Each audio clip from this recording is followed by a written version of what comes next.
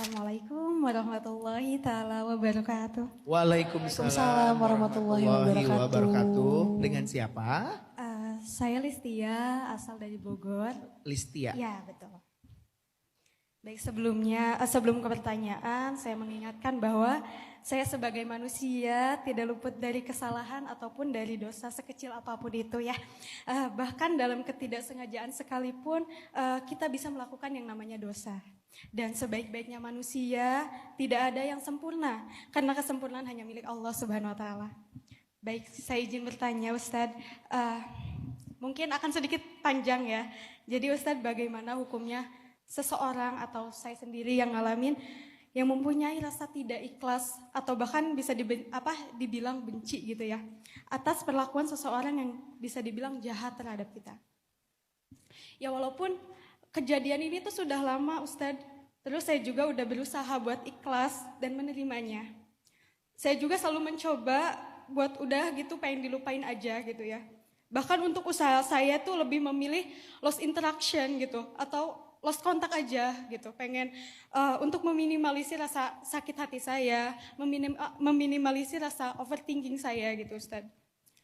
Tapi seiring waktu, sesekali saya keingat kayak namanya manusia gitu ya, punya perasaan yang mutagoyar, gampang berubah gitu.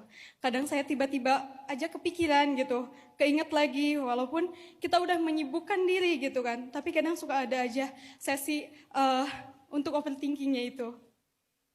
Kayak keingat gimana sih dia jahat dulu gitu. Sehingga usaha saya itu untuk mengikhlaskan itu selalu gagal Ustadz. Dan bagaimana Ustadz hukumnya kalau misalnya saya pernah mendoakan orang itu ke hal-hal yang negatif Ustadz. Kayak dulu saya masih merasa sakit hati banget. Saya selalu berdoa pas sholat tahajud atau setelah sholat wajib. Doa saya itu kayak, ya Allah, tolong persulit jalan dia, ya Allah. Kayak, tolong berikan rasa sakit seperti dia menyakiti saya, ya Allah. Kayak, tapi semenjak saya berusaha untuk ikhlas dan menerimanya, saya berdoa, minta kepada Allah untuk mencabut doa-doa negatif saya, ya Allah. Terus, dan lebih memilih berdoa kepada Allah untuk lebih ikhlas, luas gitu ya. Lebih diberi kesabaran yang luas, dikasih ikhlas yang luas gitu ya. Tapi itu sangat sulit sekali Ustadz. Bahkan saya merasa berdampak terhadap emosional saya gitu. Terus dulu juga kalau saya melihat orang itu gitu, bisa hidup bahagia, bisa ngejalanin hidupnya dengan baik. Kadang rasa tidak ikhlas itu muncul lagi gitu Ustadz. Karena dulu saya ngejalanin hari-hari saya itu kayak berat banget setelah kejadian itu gitu ya Ustadz. Sampai saya tuh stres banget gitu karena bentuknya fitnah gitu ya Ustadz. Tapi kok saya melihat dia tuh kayak biasa aja, ngejalanin hidupnya dengan baik, tanpa ada rasa bersalah sedikit pun gitu. Dan tolong solusinya dan tipsnya Ustadz, agar saya bisa menerimanya dengan ikhlas, lapang dada, tanpa rasa benci itu Ustadz. Dan apakah hukum tak berdua itu ada Ustadz? Karena saya kadang suka mikir, pengen gitu, dia merasakan apa yang saya rasakan gitu. Ya namanya manusia, kadang ya sifat benci itu datang tiba-tiba gitu ya. Saya tahu rasa benci itu dosa, bahkan saya sempat belajar bahwa ketika ada manusia membenci kita gitu, amal ibadah kita itu terganggu, bahkan tidak diterima gitu kan. Mungkin itu saja pertanyaannya Ustadz. Mohon maaf kepanjangan. Wabillahi taufiq wal hidayah. Wassalamualaikum warahmatullahi wabarakatuh. Nabi juga pernah kayak gitu kok. Ketika Wahsy dulu masuk Islam, kemudian dia datang menemui Nabi saat Fathu Makkah. Terus Nabi melihat, ini Wahsy. Seketika Nabi teringat dengan peristiwa Uhud saat Wahsy yang membunuh pamannya Nabi Hamzah radhiyallahu an. Maka kemudian Nabi bilang, Wahsy, aku udah memaafkan kamu. Tapi kalau kamu bisa menghindari gak ketemu sama aku, hindarilah. Padahal Nabi adalah orang yang paling sempurna, orang yang paling lapang dada, orang yang paling ikhlas. Tapi kadang ada luka yang gak mudah untuk dilupakan, walaupun sudah dimaafkan. Maka gak apa-apa dengan hal itu. Gak apa-apa kalau kita belum bisa sekaligus dalam waktu ini melupakan luka tersebut. Karena lukanya masih kerasa. Tapi apakah kita sudah memaafkan? Itu aja yang bagian kita. Karena la yukallifullahu nafsan illa wus'aha. Ada bagian yang di luar kemampuan kita. Jangan terlalu takalluf. Apa itu takalluf? Membebani diri kita dengan yang bukan beban. Aku harus lupa, aku harus lupa, aku harus lupa. Lupakan. Fales. Gak harus kita maksain diri kita untuk membebani pikiran kita dengan apa yang di luar kemampuan kita. Karena Allah gak suka dengan takalluf. Dalam agama itu takalluf dilarang loh. Termasuk takalluf itu overthinking, overreaction. Itu takalluf. Terlalu berlebihan dalam hal yang sebetulnya bukan bagian kita. Termasuk lupa tentang kesalahan, luka, segala macam. Kita gak bisa mengendalikannya sepenuhnya. Itu kadang-kadang di luar kendali kita. Tiba-tiba muncul kan. Bukan sengaja kita ingat-ingat, kita udah mencoba melupakan, tapi tiba-tiba muncul. Muncul karena sebuah parfum, muncul karena sebuah musik, muncul karena sebuah makanan, muncul karena sebuah tempat, muncul kadang-kadang dengan sebuah kata-kata kayak tiba-tiba kita ngerasa kayak dejavu. Kan itu muncul begitu aja, nggak bisa kita kendalikan. Maka udahlah, itu emang di luar kendali kita. Rabbana la tuhammilna ma la taqata lana bih. Ya Allah, jangan pikulkan kepada kami sesuatu yang kami enggak sanggup memikulnya. Tapi ada yang dalam kendali kita, yaitu memaafkan. Melupakan bukan kendali kita, memaafkan kendali kita. Apa arti memaafkan? Kita enggak ingin kesalahan itu kemudian kita balas pertama. Kita tidak ingin membalasnya. Kita udah memaafkan, namanya udah memaafkan enggak akan membalas dong.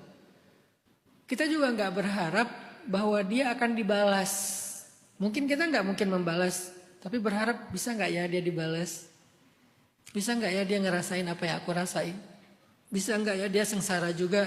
Kayaknya dia bahagia-bahagia aja deh. Jadi aku nggak rela deh ngelihat dia sakit sendiri. Udahlah kita disakitin plus sakit ngelihat kenyataan. Emang nggak capek sakit terus? Pertama kita disakitin. Udah gitu kita kan kepo ya, penasaran ya, gregetan kan? Gemes gitu, pengen lihat dia gimana hidupnya sekarang. Oh ternyata dia happy, makin gemes, makin gregetan. Udahlah, unfollow aja di semua akun. Jangan di unfollow di akun pertama tapi masih following akun kedua. Unfollow aja di semua akun, gak usah cari tahu lagi tentang dia. Itu yang membantu kita untuk belajar memaafkan. Kalau masih kepo, masih perhatian, susah memaafkan.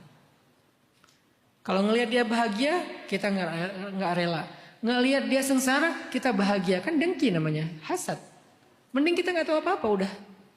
Jadi belajar untuk wahjurhum hajron jamila, kata Allah.